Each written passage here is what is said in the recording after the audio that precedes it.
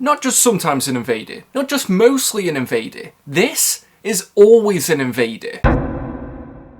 Woof woof! Hey guys, it's me Marcus, aka the Mad Dog, and we're back with another video. Written by Chip Zdarsky and illustrated by Magno and also Butch, Guice. This oversized hardcover contains Namor the Best Defense and also issues 1 to 12 of the Invaders series from 2019. And Namor's waging war against land yet again. His former World War II allies, Captain America, Bucky and the Human Torch, not that one, are caught in the middle and are trying desperately to save the former friend before he goes too far. The only option that they've got is to work together to try and take him down before the government can arrest him as a war criminal. But against an enemy that knows their every move, can the former invaders work together to prevent World War III? I'm not too sure who did what on the art, but I'm going to assume that one of them was doing the flashbacks and then the other was doing the modern day stuff. But if I'm wrong, I'm pretty sure that somebody's going to feel the need to correct me in the comments section long after this video's done with anyway. But the World War II scenes reminded me a lot of Michael Lark's work in Captain America. And if I'm being honest, those were the moments throughout this book that I enjoyed looking at the most. It had this really nice pastel look to it, the paneling wasn't strict in what it was doing, and you just felt like you were in the war with these other characters. I also liked how they did respect the look that those characters had during that time. And when I was typing up this review and I was flicking back through the book, those were the pages that I found myself looking at the most. I didn't dislike any of the modern day stuff, and by no means am I saying that it's bad by comparison, it's just they didn't stand out to me as much. I did like the modern day action scenes though, and I think that that was one of the major strengths of this book. Especially fights that were taking place underwater or where water was just involved in general were the best fights and the ones that I remember when I think back about this title. And there was also some really great work with Iron Man. There was this amazing splash page that's actually featured on the cover of this book that would definitely clear highlights whilst I was reading this. However, I'm not sure if it was something to do with the line work or maybe the colouring or even maybe the inking, but there was just something about the modern day art that felt like it was missing. It was as if there was an element that I just couldn't put my finger on that wasn't there so that I could say that it fully felt complete. Do you know, like when you've got an absolute edition and you're flipping through it and it shows you the process for each page, and there's always that one page that's before the final page where it's pretty much done but it isn't fully done, which is a shame because there wasn't really too much about the art that stood out to me besides the action scenes and also the flashbacks. I realised when I was editing this review that I didn't actually get across the point that I wanted to make here. I'm not saying that every part of the modern day art didn't feel finished, it was just the scenes that were involving primarily human characters. That's where I did feel like it came across a bit flat, a little bit unfinished, or just it was missing some of the general shadow that you'd expect to see. Maybe it's a stylistic choice, or there might have been some kind of miscommunication, or it might have even been the fact that they were saving up their energy for the action scenes, in which case I can completely respect that decision because those were amazing parts like I've already said in this video. Hopefully that clears it up because when I was watching it back I realised that I might have been a little bit too harsh on this part of the art. I still agree with what I'm saying for some of the examples that I've already shown you on screen, but it doesn't take away from the great moments of art that are featured in this book. To give some credit though, I did really like the design of Atlantis, even if some parts of it might have reminded me a bit of the Phantom Menace. It was always great when the book took place there, and I just wish that some of that creative energy would have carried across on land. I would like to see both of these artists though on other books, maybe something that isn't Marvel or DC, just to see how their style translates into other genres. Now the story of this book is pretty decent when you get into it. The only real downside to it is that Namor the Best Defense issue 1, which is the issue that also opens this book, wasn't really grabbing me. It was a lot about the political side of Atlantis and seeing Namor ruling as king, which admittedly when I'm saying it out loud does sound like it could be quite interesting, but I just didn't really know a lot about what had gone on before then to get me to this situation to really care about what was happening. But when you do get into the bulk of it and you're into the main Invaders series, it really starts coming together quickly. And for me, I thought that this book was going to be something that was set a little bit outside of continuity, that was just about the Invaders. I didn't even know that any of it was set in modern day because I didn't really want to look too much into the book and then maybe be spoiled before I actually read it. But if you're somebody who does read primarily in collected editions, then you might struggle a little bit with this because it isn't completely set apart from everything else. There are quite a number of references to an event that happens in the Avengers series that was going on at the same time, but it doesn't actually contain those issues to really catch you up. And I wouldn't say that it completely derails the story, it gives you the general gist so that you can keep going. But for anybody who hasn't read this, I would just say that there were a couple of moments that did actually pull me out of the book a bit, and I did have to Google what had happened. There was a really enjoyable mystery aspect that was going on throughout this book. You know, with the connections to other soldiers in the war, it even had Charles Xavier appearing. And I'm going to be completely honest, I don't know a massive amount about Namor. I was actually actually doing some research on him for a future Who Is video, and that's actually what led me into reading this book, because I haven't picked up any of the original Invaders stuff, which is going to get an omnibus later this year, which you can already pre-order from the channel sponsor, Organic Price Books. They've got great packaging, fast shipping, and amazing customer services, and if you use code WOOFWOOF, you'll get $2 off your order. And kind of like how the Invaders will be always, you can use that code as many times as you like. But this did make me more interested in Namor as a character, because I've only really seen him when he interacts with the Fantastic Four, and it was good that they didn't rely too much on that, because I know that that is one of the more popular themes that goes on with this character, but it was mainly focused on Namor as an individual. But having that mystery aspect made this book more accessible for me because of the fact that I was learning more about Namor's history as it went on, and I loved the espionage aspects of this book. It's in the same way that I love seeing Batman when he actually gets to be a detective for a little bit. When Cap is plotting out missions, he's deciding how to infiltrate a base, or he's just trying to command his troops to the right moment. That's when he's at his best for me, and especially with him working alongside Bucky. It was just great when they were trying to get into that military base and they had to hatch out a covert plan, and I just loved that kind of thing. And it was also great that this book, with the stakes it had and that it was threatening to affect the wider Marvel universe, took an issue or two out of this series to execute that plan and give us a bit more of a different dynamic, rather than them just going up and fighting Namor directly. Bucky was great in this too. I've gone on record before saying that I'm not a massive fan of Bucky in the MCU. I just feel like he hasn't really had a place since the Winter Soldier movie, but it's kind of like what I said when I was reviewing Black Widow by Mark fucking Wade. I liked being reminded of just how great of a character he is. He still had that complexity to him and brought a great perspective because of the fact that only a decade or so ago, he was on the wrong side of Captain America. Speaking of which, Cap didn't really carry this book, and I think they actually worked to its advantage. I know we're not really allowed to make broad statements on YouTube without offending somebody, but you should pretty much go without saying that out of the Invaders, that Captain America is probably the most popular. So it was great that they managed to give all four of the original members an equal amount of time without one of them ever overshadowing the others. Admittedly, yes, Namor does get a little bit more time because of the fact that he's pretty much the villain of this book, but they even gave a lot of attention to Jim Hammond and his transition. He played a massive role in this book, and he wasn't just pushed to the background as being the other Human Torch, so Zdarsky wasn't afraid to put him at the forefront, and I like that he had that confidence to do it. As well, I just hope that there's a lot more in store for this character now that it seems like they've given him a bit of a different identity, because I don't really read single issues, so it's probably going to be about 5 or 10 years from now when I'll figure out if that's actually happened. The best way that I'd describe this is probably being some kind of mini event. Now yes, I know I should probably go with Maxi series, that's probably what it technically counts as, but it's clear that the ramifications of this could affect the wider Marvel universe, but at the same time you don't need 100 or so tie-ins to understand what's happening. So if you're aware of the status quo of the Marvel universe from a few years ago, and maybe you're familiar with like the Avengers roster at the time, then check this out because it is well written and it is enjoyable and you can blast through it pretty quickly. Now, I'm going to be getting into my spoiler section, but I understand that this is the part that a lot of people drop off at. There's also going to be timestamps down below if you do just want to skip to my final verdict. I don't really like that there was a MacGuffin that was going on throughout this book. For me, I just felt like the Serpent Crown was something that was kind of like a get out of jail free card for Namor. He could do whatever he wanted and he could just blame it on that because of course he was being mind controlled. And admittedly, I'm not even too sure if I've got the details of that correct, but that's pretty much what I gathered from it. There was also the spear, which was a big part of the plot, and I just felt like there was just too many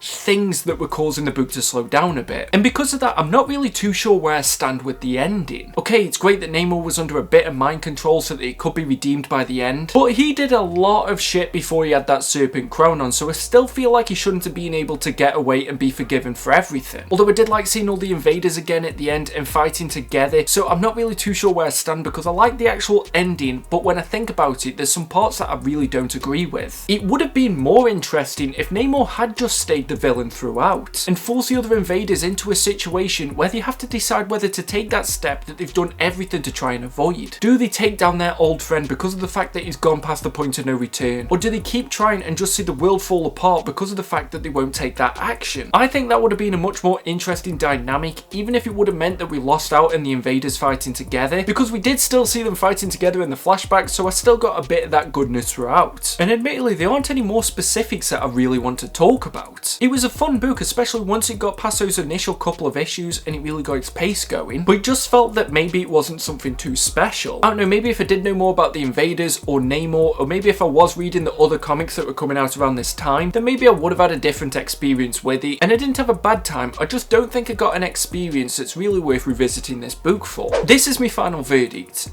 And Always an Invader is a fun book. If you want the thrill of an event comic, but without the baggage of an event comic, but still has the feeling of an event comic, then this would probably be for you. However, with a rising star like Zdarsky, maybe I was just expecting a little bit more from it. There was also quite a bit of hype when this oversized hardcover first came out, and also I saw that Alex Ross cover, so maybe my expectations were much wilder than they probably should have been. It's a fun maxi series that I would recommend to anybody that is invested in the current Marvel universe, but I don't think it's Zdarsky's best work. For me, that's still Daredevil. Nor do I think that Always an Invader is a must read or that you're missing out if you didn't pick it up. There is still some charm to it, and if you are a fan of the Invaders, then this is probably the most action you're going to get in a good long while. There is still that entertainment value that I got from this book, and if I was a bigger fan of the Invaders, I probably would have enjoyed it more, but for me, I'm going to give it a middle of the road rating of 55%. Woof woof. So that's the video, and if you liked it, give it a thumbs up, and if you didn't, why did you get this far? Do your boy a favour and share this video where you can. I don't think that this is going to be a popular one, so all the support is greatly appreciated. But I guess that's the video, and until next time, just make sure that you stay safe and stay mad, all you dogs. Woof woof. See you at the next video.